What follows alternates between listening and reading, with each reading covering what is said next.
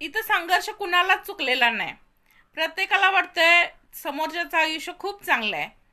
कसं असतं ना, पंक्तीत बसल्यानंतर समोरच्याच्या ताटाकडे आपलं लक्ष जातं आणि असं वाटतं की त्याच्या ताटात जास्त आहे, माझ्या ताटात कमी आहे.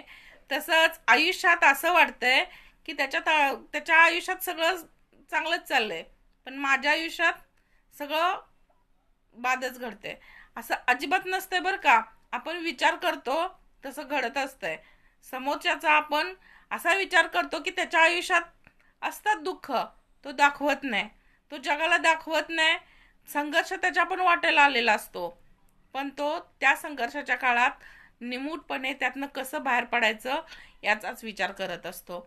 आता परवाचंच उदाहरण घ्या, सोलापूरची, जी खूप रील स्टार होती. काही कमी नव्हतं, हॉटेल होतं, सगळं होतं, पण तिनं आत्महत्या केली. का कर रील स्टार असताना, सगळं काही असताना, हॉटेल असताना, चांगलं इन्कम असताना, मग तिला असं आत्महत्या करायची दुर्बुद्धी का सुचली असेल बरं?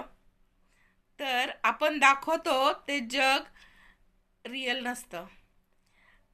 इतर नव्यानं रोज एक रील स्टार नवीन तयार, म्हणजे नवीन निर्माण होतात, पण त्यांच्या खाजगी आयुष्यात काय चाललंय ते दाखवतात का? आणि तसं दाखवायचं पण नसतं.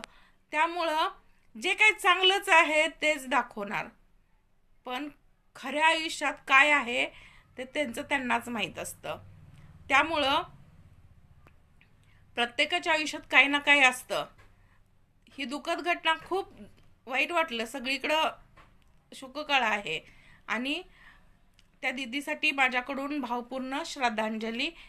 असं नको व्हायला पाहिजे होतं, असा विचार करायला नको पाहिजे होता. त्यातून काहीतरी मार्ग काढून नक्कीच म्हणजे चांगलं काहीतरी घडलं असतं, पण असतं काहीतरी डिप्रेशन वगैरे तिला असेल, पण असं व्हायला नको. मला एवढंच म्हणायचं आहे की प्रत्येकाचं आयुष्य आपल्याला वाटतं तसं सोपं नसतं. आपल्याला नेहमी वाटतं समोरच्याचं आयुष्य सोपं आहे आणि आपलं अवघड आहे. प्रत्येकाला धडे वेगळे असले तरी आयुष्य हा पेपर आहे सगळ्यांचा.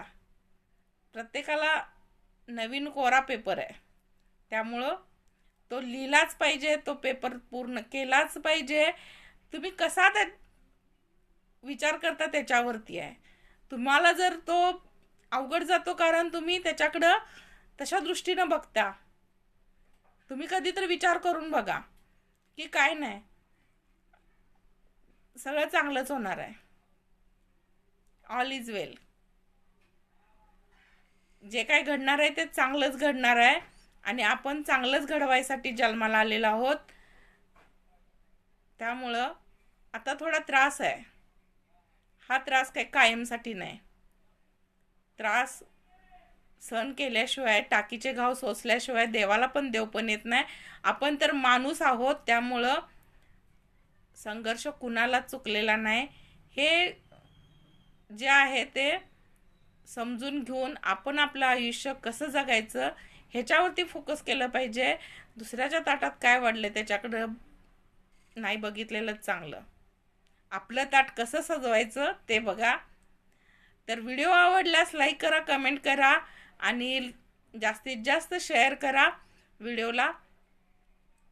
असे नवनवीन व्हिडिओ बघण्यासाठी पेजला फॉलो करा.